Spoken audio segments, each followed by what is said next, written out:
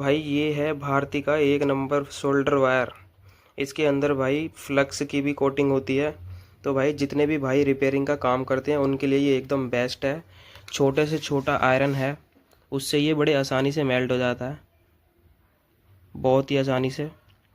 तो भाई बहुत से भाई ऐसे होते हैं जिनका शोल्डर ही मेल्ट नहीं होता है, वो लोकल शोल्डर ले आते हैं। तो भाई अगर किसी भी भाई को जेन्युइन शोल्डर वायर चाहिए तो भाई हमें कांटेक्ट करें और भाई फॉलो कर लें।